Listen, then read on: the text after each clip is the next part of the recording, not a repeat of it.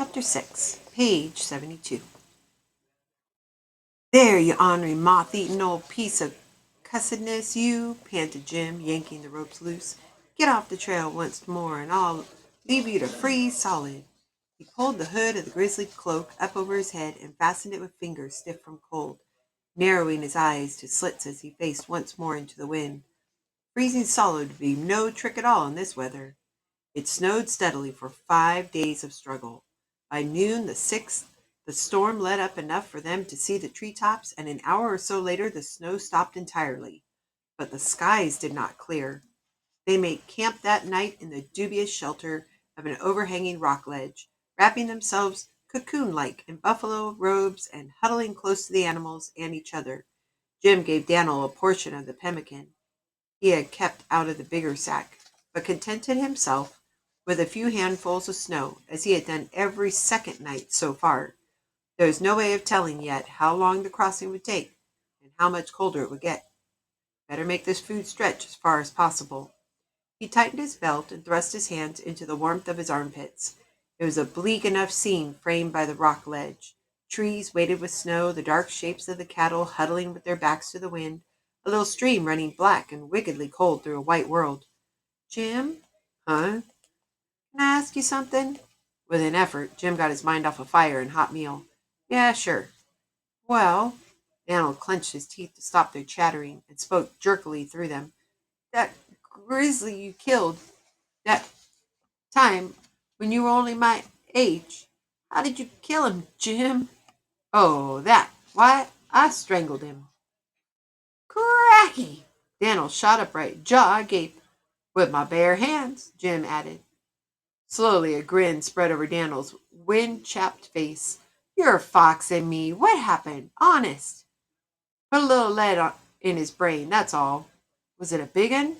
Jim indicated the silver-tipped cloak with a bob of his head. That big. Cracky. Wasn't nobody there to help you?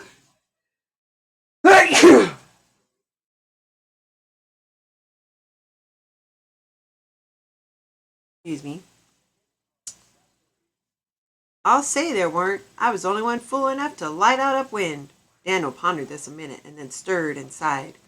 What'd you wear that feather for, Jim? 'Cause I risked my neck getting it. Means I've counted coup. How'd you count coup?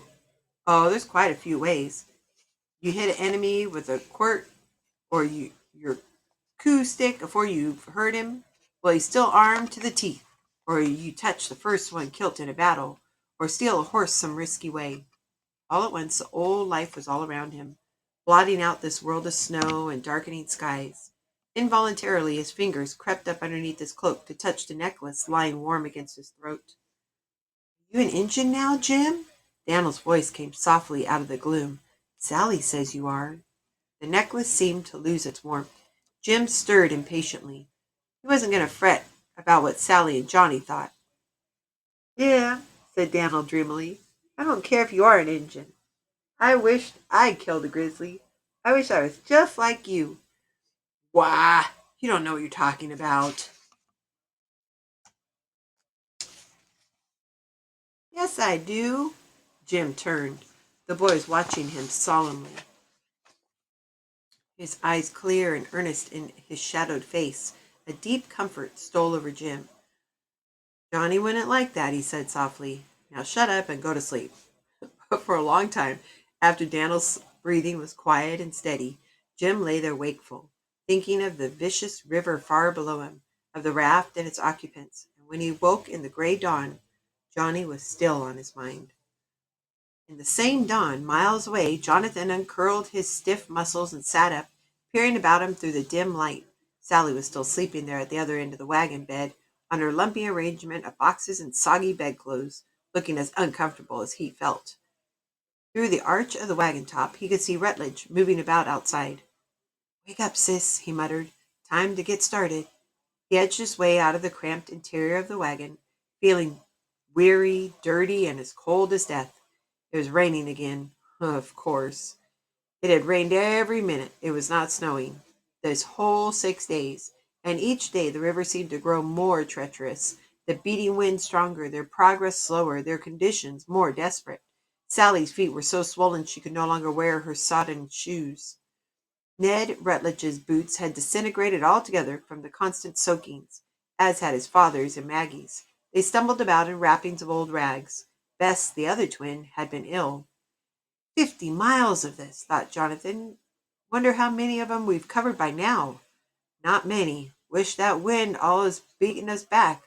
Lord, how I wish we was through with this blasted gorge. He stepped down reluctantly over the wagon's tailpiece into the 2 inches of water that covered the logs of the raft.